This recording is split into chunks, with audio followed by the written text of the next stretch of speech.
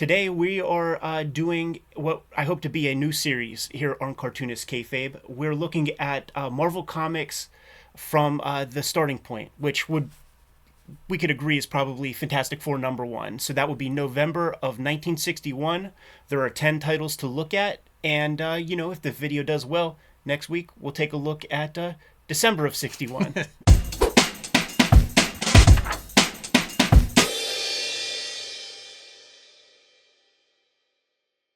Welcome to your favorite YouTube channel, Cartoonist Kayfabe. My name is Ed Piskor. I'm Jim Rugg. We have an exciting new series that we are unveiling today. But first, you must know that we are a daily YouTube channel, and we have more than 1,600 videos at your disposal at this very moment. We might have talked about your favorite comics. So hit the magnifying glass on the front page of the Cartoonist Kayfabe YouTube channel. Type in your favorite comic book titles. Check out those videos.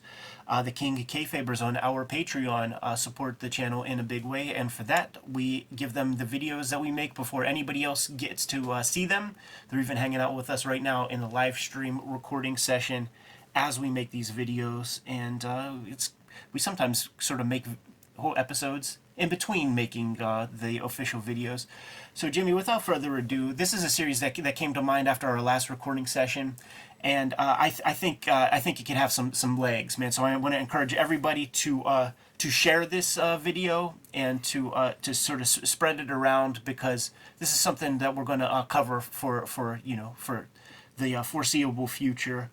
What we're doing is we're taking a look at Marvel Comics month by month from its very first month as MC, as Marvel Comics, which we could all pretty much agree November 1961, first appearance of Fantastic Four, would be the time. Before that, it's called Atlas for a number of years throughout the 50s, maybe late 40s, and then before that it was Timely. So we are jumping into November 1961, and it'll be a fascinating thing. We'll be able to discover, because we'll go through these issues. There's one comic that we don't have the interiors for, this teenage romance.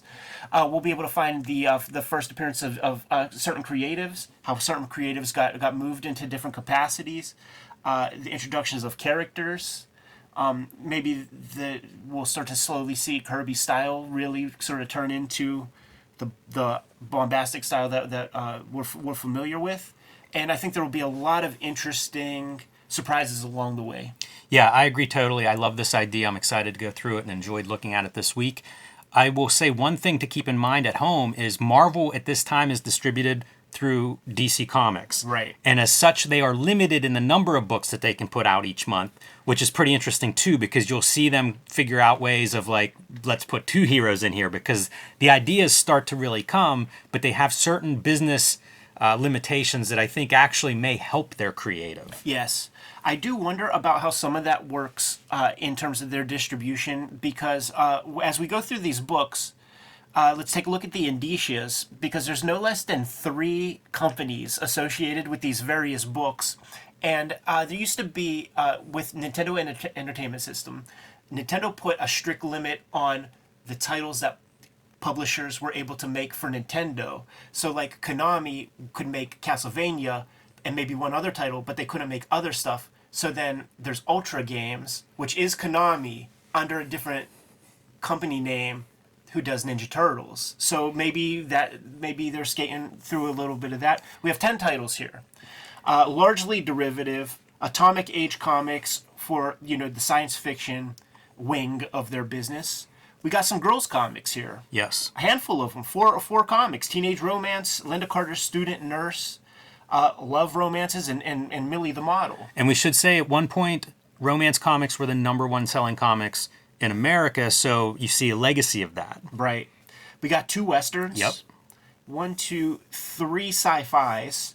And then we got this this lone horse in the middle here. Yeah, and the story that you always hear about this is Martin Goodman ready to close up the comic book publishing wing of his publishing empire, and Stan Lee, devastated. What's he going to do? And Jack Kirby says he'll save the day. Meanwhile, DC had started to have some success with their superhero titles, and so the idea was, depending on who you hear it from, Goodman comes back from a golf outing with his competition, and gives Stan Lee the go-ahead to do a superhero comic.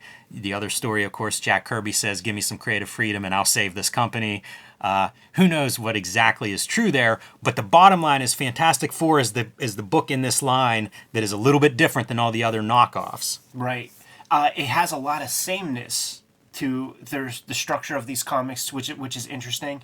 And it is noteworthy that for maybe a number of years, Kirby and Steve Ditko, who are the principal artists within this line of books, they've been doing these Atomic Age comics for Marvel and Timely for some time now.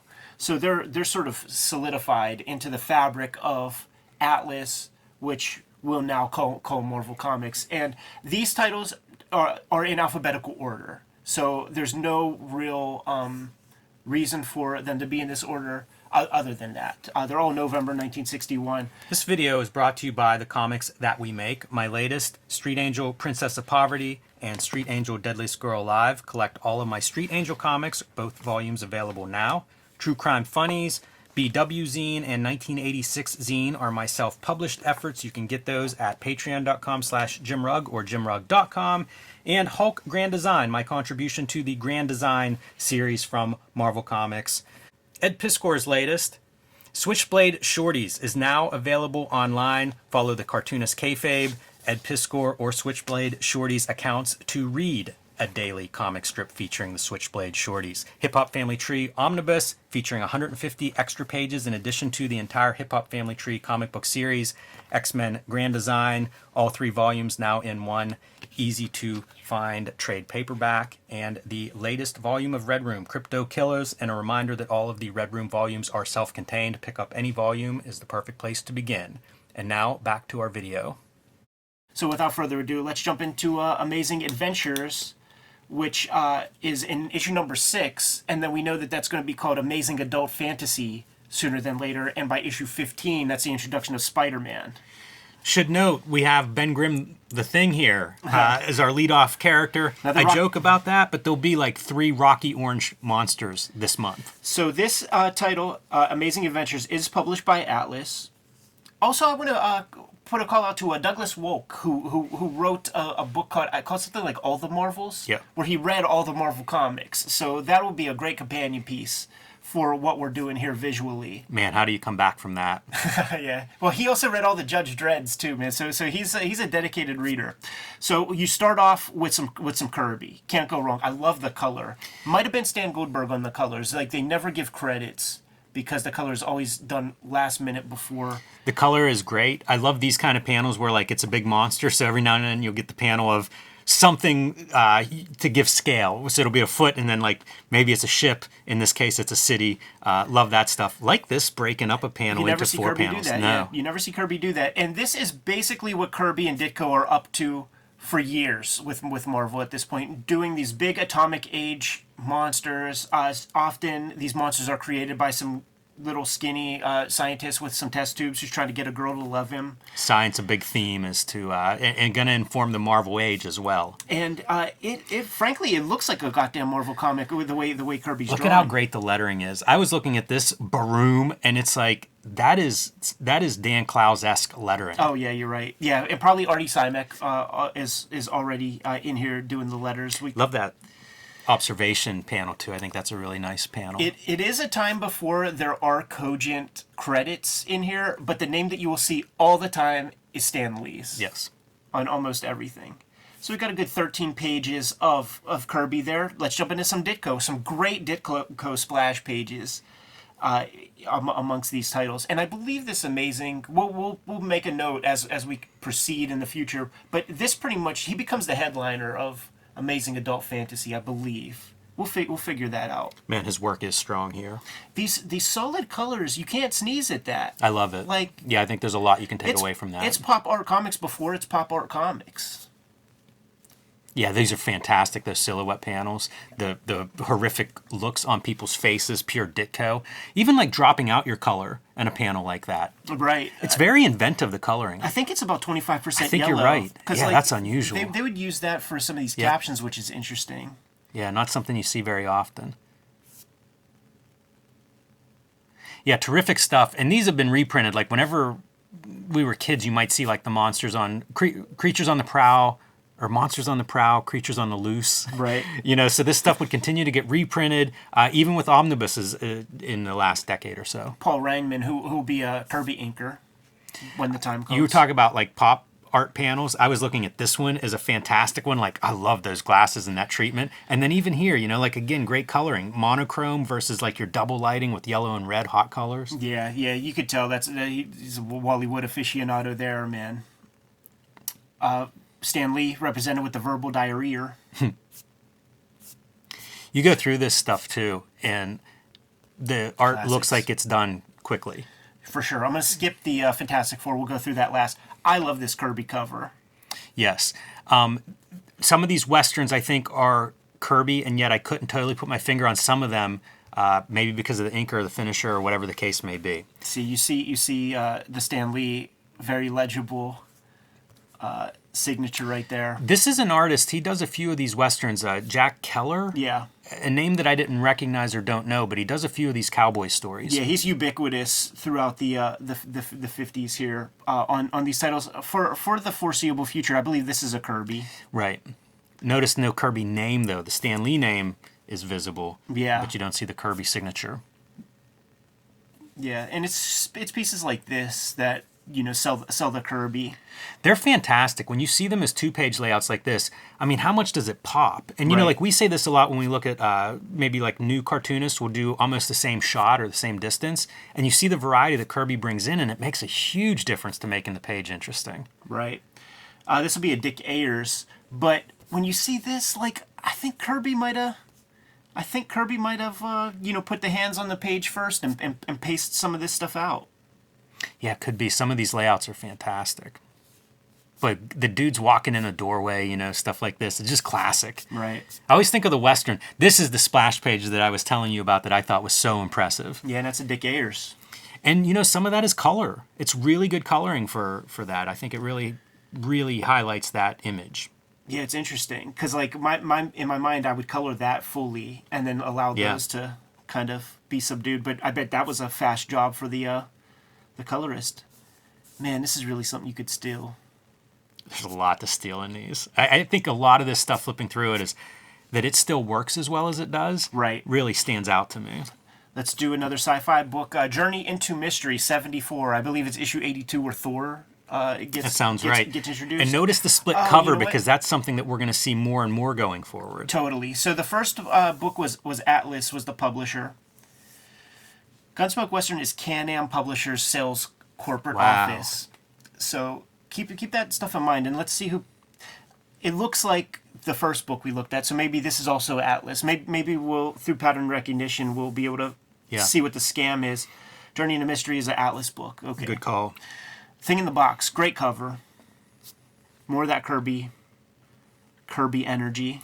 Dude, it's the same guy from that other issue. Our second Rocky Orange Monster.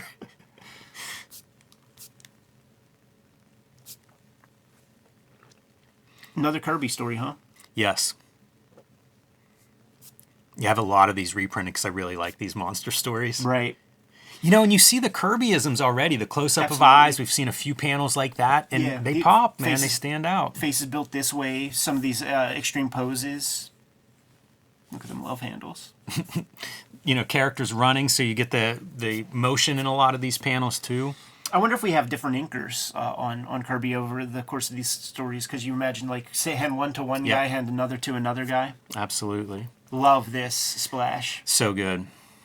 These splashes are just fantastic. Just so direct and immediate. Look at how square that hand is. We always talk about the Kirby foreshortened square fingers. That is a squared off hand right there. And look at this, man. It is the first time that we got like a 9-panel grid, I believe, and that is something that I do associate with Steve Ditko. Nice coloring here with our sky, where you get some clouds for the white of the page, but no outline on that. And then always a sucker for have something small, right, and then you put your regular sized item, in this case people, next to it.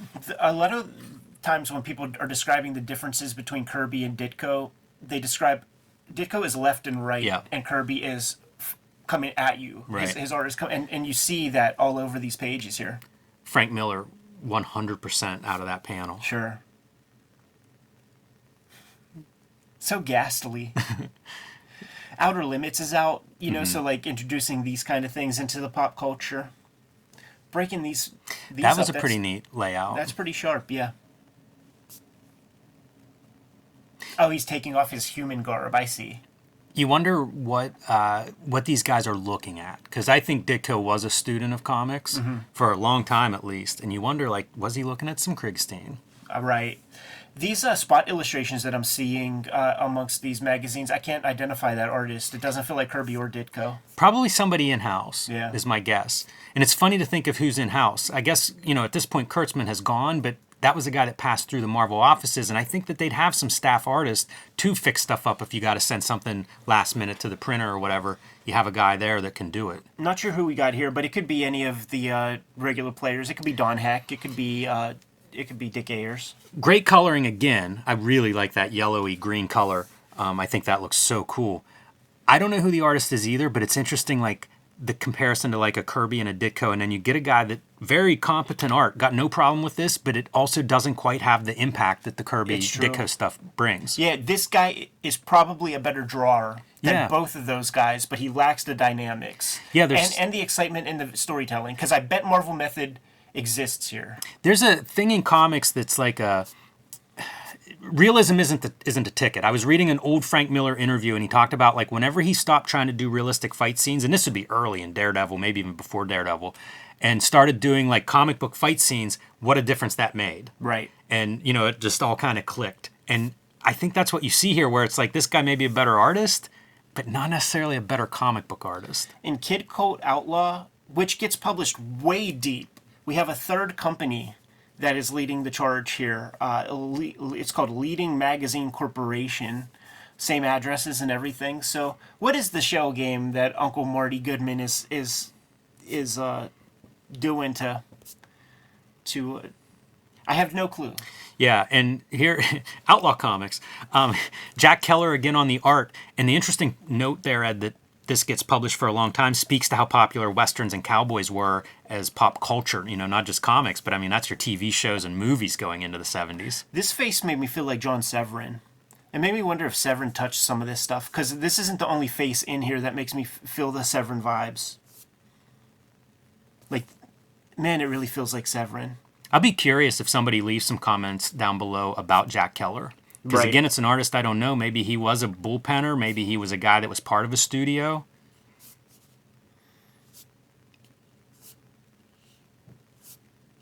His bad guy looks good, you know. It's pretty fun to see like the typecasting of like your bad guys. Totally. This is Dick Ayers, but once again, I think Kirby touches this. I'm sorry to say if I'm diminishing Dick Ayers in some way, but there are just like, does that not feel like a Kirby face? It's such a good face. Like, it feels like a Kirby face with some stuff on top of it, you know, like Dick Ayers kind of doing his thing. But where I think the Kirby falls off, I don't think Kirby touched this page at all. It's a very, you know, one plain kind of artwork. Man, some of these faces remind me of like spaghetti westerns, you know, like Good, the Bad, the Ugly, whenever you're seeing like that initial cast. Right. Man, the villains are clearly the villains. Yeah. And you know, that's a function of doing 8 pages. Like, you gotta understand who everybody is. Something tells me he's a little doe-eyed neophyte who probably is a little incapable and is a love-struck. Man, throwing a loaded gun around. Don't do this at home, kids. Great sunset there. Now we're going to get into Al Hartley. Super interesting. You know, Al Hartley goes on to do like the Christian Archie comics and I think the Spire comics. I have a big stack of those. You know, so he's a cartoonist that's around for a long time. He's got a crazy line, and honestly, I'm glad it's a line that didn't catch on, because I find it ugly. I think this stuff looks very fast drawn. Yeah. I don't mind. I like looking at it, but it looks like it's quick. Yeah, totally. Like how the lines kind of go off, very diagonal and stuff, angular. It made me think of Psycho Comics Dan Clowes. Yes, yeah. You know what I saw? There'll be a nose or two here or there where I'm like, man, that's very Dan Clowesian. Yeah. Interesting. Psycho Comics. I could see that because I could see Clowes looking at some of those Christian comics because they're odd. You know, they're oddities, and I could see that. But yeah, you're right about the Psycho Comics. This fits in really well. Because that was a romance comics as well, like the Psycho Comics. It was the stories that Klaus is building were romance inspired. But he's got this like very dull, blunt, thick black line that's on the underplanes. And there's just no refinement. And then he's trying to draw cute. So like when it goes off the rails, it looks pretty ghastly. Like that. There's some shit to that, man. That ain't quite Jaime. Not quite. And I mean, this feels like the stuff that like Lichtenstein probably was really looking at. There is that. I agree with you. A lot of these panels have that. But there is a boringness too, where it's like these two shots where it's like, give us a little bit more, mix it up a little bit more. Because something like this, to me, that works. That splash panel looks good, but then you get over here and it's like, that's a lot of repetition. Right. Pretty good figure there. Yeah. Great drapery on the pants and things. It's Harry Lucy-esque in its animation of doing a pratfall. And I love this Yeah, inclusion in these old comics. So kids are encouraged, and girls are encouraged to design outfits for the girls. And this is the weirdest Al Hartley drawings because he'll get real sketchy. Mm-hmm. You see that shit? That's a strange line. Yeah, and he'll sort of go over the lines, like you could see it here. It's almost like he's not fucking penciling at all or something. That's the thing. These look really fast. I enjoyed this flipping through this one for all those reasons. It looks pretty atypical. Like, look at this. It's blunt. It's like a marker. That scratchy quality of line is so interesting. And I love like the patterns, right? Throw some dots on the belt. Very simple stuff, but you could steal a lot as a cartoonist. Add those textures to your tool set. Do you think these shits are real or kayfabe? Will they fit? No. Like, do you think that people really send in designs? I don't know. I like that concept. I don't know whether they're real or not, but I like that concept. I feel like going through these, I feel like I've seen ones that had Trina Robbins' name as like a person who sent stuff in. Interesting. As a kid. How about Linda Carter there? I know, right? Weird. Yeah, at first I was like, oh, that's the name of Wonder Woman. But I'm like, oh no, that's the name of the actress. Yeah, a long time later, it's, 15 years later maybe. There goes that line again, So weird. It's really neat, and if people really are sending these in, amazing. Yeah, the designs. Look at that. That's a Coogee sweater, man. That's you see, Notorious B.I.G. wears them shits, or Bill Cosby. Jeez. Right. Good call. He uses that blunt line. Whatever makes that blunt line is how he makes these shits here. It's weird art. It's fascinating. It's interesting to look at. It breaks the monotony of what we're looking at. But I don't find it, like, I would never use it. I think sometimes it works too, and whenever it works, it's really nice. You know who can make... this profile to me is pretty good. Yeah. Like if his profile is that one, to me looks pretty good. And it's these faces that feel like Psycho Comics Dan Clowes. Yes, yeah, that's a really good one, especially that guy. The line under the eye is something that I would see in some of the Dan Clowes stuff. And the stiffness, like there's a flatness to a lot of these characters that's really fun. Yeah. I think we're going to see a flatness in one of the Ditko Sci-Fi pieces too coming up that's intentional, but it's funny to see it where it's less intentional. I picture like Charles Burns too, like when you think of just almost a generic version of cartooning. Look at this guy's draws. Yeah. That's too much. That could be Captain Atom. That's too much, man. I like these wearing shoes and socks. Look at this beautiful illustration. That feels like Jaime-esque. I love all the advertising art. All these books, too, have the text pieces to get their mailing qualifications. Yeah. I've never seen this Test Your Talent piece before. It's a very well-drawn dog. Al Hartley getting some money, man. Oh, no, this is going to be Jack Kirby. Ooh. How about that for a panel? The eye close-ups? We got a fourth company. The previous is Atlas. This one's called Mail Publishing Corporation. So there's 4 out of 10 books so far. There's 4 publishing companies. And I can't even speculate what that is. It's some kind of mixed up convention. I don't know, mailing taxes. Who knows what that is? Right. Yeah, Very peculiar. There's a shell game going on. This is still Kirby? Yeah, this is Kirby. Look at some of the like the negative space and stuff. There's some really great layouts in this. The silhouettes. Yeah, There's you some never stuff see him do that. You don't see. Yeah. You don't see him do that stuff. The faces look very different than typical Kirby, And look at how subdued he is compared to his like macho comics. It's all pretty eye level. This stuff even feels very different than like Young Romance, the Kirby stuff from the 50s. Sure. Man, I hope we see more of this going forward. I don't think so. Yeah, I don't remember this at all. Not sure who the artist is on this. It's a wild ink line on this one. It's pen. You could see the thick lines scratching there. I mean, it's pen and brush, but it feels like a Charlton comic. Yeah. You know, it's kind of unrefined. I like that unrefined stuff. These quick comics, man, dudes were dashing them out. Look at how wrong this panel is, though. It's so great. The word balloon for the eye, it's a little bit too close to the eye to be two eyes, but it kind of reads like an eye. Had to get that piece in quick. Just zoomed in a little bit too far. But see, like, this is something I imagine Charles Burns putting in a sketchbook. Absolutely. Now, this one is sharp. Could this be Ramita? I don't know. Because, I mean, this one is sharply drawn. Some really nice, that side profile is such a part of these comics. Oh, see, we're getting some names. Bob Forgione. Yeah, I don't recognize that name, but I like that splash page. And I love these night scenes, too, where they do heavy blues and maybe hit it with that yellow for a second color. Look at that depth.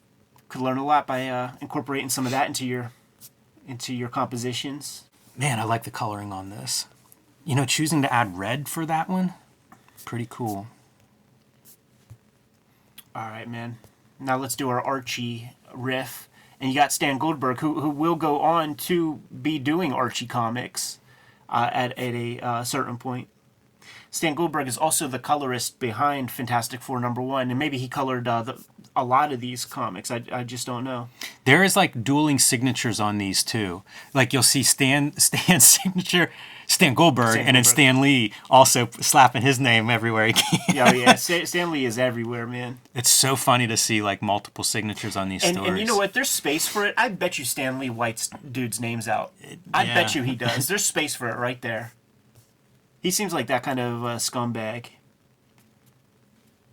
It's such Archie style. So there's your Stan Goldberg signature, and it makes me wonder, like, could everybody have signed their names? Like, Right. Put your names on your work. Right. And, you know, we see it when people send us comics where it's like, put your name on it. And now my thing is, put your name on the cover. If Stephen King puts his name on the cover, put your name on the cover. That guy sells books. Right. Goldberg is sharp, dude. You know what? He does, like, all the ads in this, too. Right. You know, you see his signature on here, too. He's really, like, Millie is like his character. The company for this. Dude, a fifth company. Vista Publications is this one. We'll get a comics historian, I bet, will comment underneath here. Who knows? Maybe it'll be Jeet here setting us straight. But there must have been some reason how these were set up. Right. Got a new sci-fi title that we get to enjoy, Jimmy. Great cover, great splash page, of course. And we started off once again with the Kirby lead-off story. This is a Vista as well, so there it really is no rhyme or reason, because like those other ones were called Atlas. Atlas is the company. But also, got to keep in mind that they all have the MC, which I think is Marvel Comics. Okay. Like, this is the original Marvel Comics logo. So they all do have that piece. But, you know, whatever the billing is down there. How weird is this if you're, like, drawing it? You know, like, the penciled version of that panel is not much. Right. Yeah, it's an easy paycheck, right? Navigating all this fucking text, man. Yeah, there's a lot in here. He's really putting a lot of, panel count per page in this story, much higher than most of what we've seen. And with that much verbosity, you know, I wonder if it really is Marvel method this early where, you know, Jack is just leaving space for Stan to just fucking fill up. Because, like, otherwise, like, how do you navigate all those words in a script, you know? Yeah, I can't imagine someone typing all that out. Kirby and Ditko together, man. The typical start of these sci-fi stories. The guy in the lab about to swallow some shit. Wild drapery. Ditko's approach to splash pages in these sci-fi monster stories is great. How about this for a page? The 8-panel grid. Haven't seen that, I don't think, in these books that we flipped through so far. Yeah, a lot of drawing on that page. Pretty awesome. A lot of imagination. Wow, I did not realize that this story has so much of that. And he's going for it, dude. Like, that's pretty fucking dope. I got like a great ink line. the 8-panel page a lot, and you just don't see it much in this era. Look at how simple that is. The silhouettes in front of the moon. Wow, this is a cool style. This is definitely somebody who's inspired by Milt Caniff and like Frank Robbins. I was thinking a lot of Frank Robbins in it. That hatching, Johnny Hazard would be out. not sure where that hatching's coming from, but I like it. Wow, look at like directional devices and stuff. Great composition there. Some cool panels in these things too. They feel mildly like throwaways, but It's another Paul Rainman. Fun monster. You got to come up with a new monster, everyone. That's going to be a fun creative thing. And we don't have the interiors for this, unfortunately. So let's jump ahead, man. That sets the stage. And then we got Fantastic Four 1, published by Can-Am Publishers Corp. So we saw that name come up like 2-3 times. And you saw how these other comics were laid out. 3-4 stories a piece, all different material. The sci-fi stories, this would be the closest, route to Fantastic Four. Big monsters, origins, complete, wrapped up in the bun. It's almost like you combine all this stuff, because you got your romance piece built in here. and again we're looking at a lot of panels per page. There's a lot of story in this issue. Yeah, a lot of pages too. This to me is an iconic piece. Mm-hmm. I love that image. And we do have a bigger review of Fantastic Four #1 on the channel. Hit the magnifying glass on the front page and search that one out. Yeah, we have a few, Marvel's done a few books where they just show panel by panel per page. We've looked at a couple of those too. A lot of Fantastic Four coverage. And as our recording day goes, we just did, we recorded a video with Will Spartacio's Iron Man 1, and we were making some criticisms about, like, you're not giving us anything. And just pay attention to what you get here. And, we read this comic fairly recently. It still holds up, and we're so far less critical than we were of that comic. Just looking and not reading, you see the variety that you're given to look at. Right. Certainly breaks the monotony, huh? Just pop art piece after pop art piece. Yeah, I was thinking like some of this stuff very iconic to me, like the radiation. How do you draw radiation? Right. And enough of it, too, it's from repetition, because, you've seen the John Byrne version of that, using the same kind of isotope rays and stuff. 11 pages in, and everybody's got their powers. 13 pages, and we're a team. Yeah, there's a classic panel. Type in Norm Macdonald Fantastic Four to, yes. to enjoy this sequence right here. To get the full understanding of that moment. Rest in peace. Got your cover shot. Your cool Mole Man bad guy. Yeah, and if you remove the Fantastic Four from the title, this could easily just be another one of those sci-fi monster comics we've been looking at. No costumes. In fact, they won't get costumes for another 2 issues. Even like the enlarged, the monster hands, like this stuff's right out of those other issues. Absolutely. Good call. It's just you add some more fantasticness to it. Man, you can see, even now knowing everything we know, I feel like it's exciting looking at this. Totally. I can't imagine being a kid where like you're picturing like, oh, I got, Amazing Adventures or whatever, and then you get this. Right. Because it's like, it's that added bang for the buck. Not only is there big monsters, but now there's people that have shit going on. They're kind of monsters. People who can fight those monsters. And one of them is a monster, and he's not a bad guy. Mm-hmm. Look at that. Yeah, he looks really good. That's Good color too. Yellow, color. purple background. Stan Goldberg is the colorist on this stuff. Several of these splash panels, and they all deliver. Boy, the thing at the bottom, great sequence.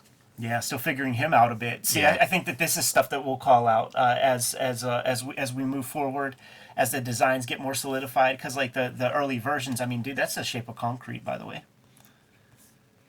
And then they figured that out quick. Mm-hmm. The perfect circles underneath the little trilby hat Big heavy glove, looks good. with 4 fingers, but he takes it off and he's got 3. That's Kirby, baby. See, this is where you get your no prize. Doing these kind of compositions, you can't sneeze at that. That's sweet. Oh, dude, we saw him do that, like cutting up Yep. those panels, and we have a version of that right here. Pretty cool. That's so neat, because I think the other one was this way too, where it was almost a flashback or was a something along box. those Oh, yeah, lines. right. And it's perfect because it's almost like a mini comic strip within this flashback exposition sequence. So, dude, you have your ghastly, like, scientist seeker guy who we saw in all those sci-fi comics we just looked at. You're going Chester Gold with it. give him that ghastly face. I love the choreographed fight. And there it is, wrapped up, you know. Yeah, 25 pages, one giant epic, especially at that time period. I think every comic we looked at was broken into short stories. Right, exactly. But whether we've seen the last of the Mole Man or not, we will see much more of the most amazing quartet in history in the next great issue of the Fantastic Four. Don't miss it. So they're betting on it, you know, and it's a #1. Like we will see that is not common practice for there to be just a flat out new title. The way it used to work, it was almost like not brand loyalty, but it was like a badge of consistency that you would just pick up the numbering from like a previous title rather than go issue #1, because you could imagine that, well, if there's 50 issues already, it must be good. You know, that was the thinking. It wasn't always like this #1 collector market type, We should have looked. thinking. I didn't even think of it. We should have looked, if you have the month before, to see what book didn't make it. Right.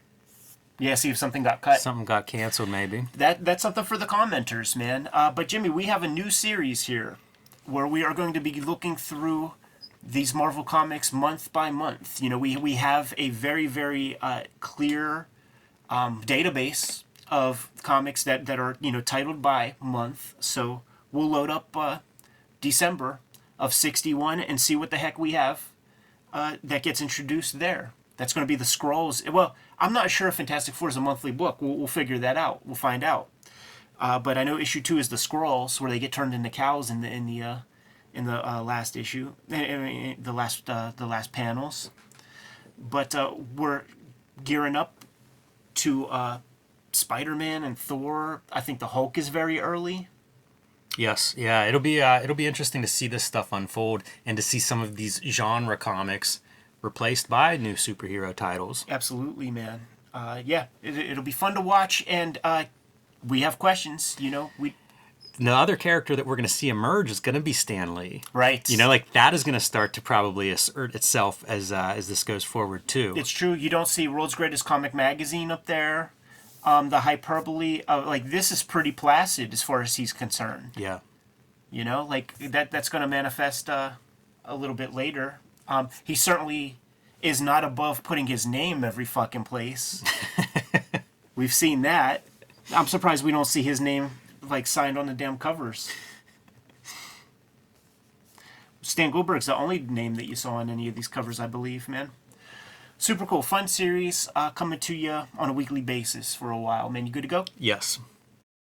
Kayfabers, remember to like, follow, subscribe to the YouTube channel. Hit the bell so that we can notify you when new videos are available. We are a daily YouTube channel with more than 1,600 videos at your disposal. We may have talked about your favorite comics. The way that you can find out, hit the magnifying glass on the front page of the Cartoonist Kayfabe YouTube channel. Search for your favorite comics. Check out those episodes. If we haven't covered your favorites, then let us know in the comments what those comics are. We'll push them a little bit higher on our to-read list. Ultimately, the vids are brought to you by the comic books that we make. And before you is a little sample of the books that we have out in the wild right now.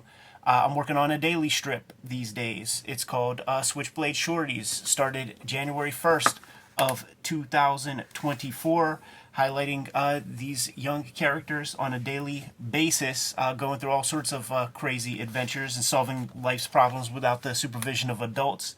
But don't get it twisted. It's still an Eddie P comic, which is to say, it ain't that young adult stuff that you're used to. Also, on the racks right now is Hip Hop Family Tree Omnibus. Is out in the wild. We still have some stock in that after the holiday rush. 500 plus pages with a bunch of additional material. Thank you guys who have supported the comic already. I saw a lot of these as gifts during the Christmas season. X-Men Grand Design trade paperback, collecting all of my X-Men Grand Design stuff, is out there in the wild right now. And the newest comic to hit the stands in January is going to be Red Room Crypto Killers, the trade paperback that contains the 3rd season of Red Room Comics. 4 stories in here. All stories are completely self-contained. That goes for all of the Red Room trades. So if you see any of these in the wild, scoop them up, give them a shot, then check out more Red Room Comics. Jimmy, what do you have?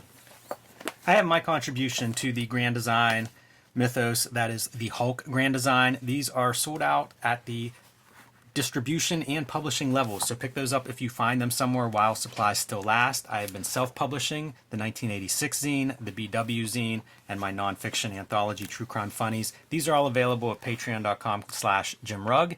And my latest Street Angel book, Princess of Poverty and Deadliest Girl Alive, available from Image Comics, featuring the homeless ninja on a skateboard. Both self-contained. Read them in any order. Read them together and you'll have all the Street Angel comics that I have made so far. The books are the most important part in keeping the Kayfabe channel alive. Support the books, you support the creators, you support the channel. There are some ways to directly support the Cartoonist Kayfabe YouTube channel, however. One of those is the Patreon.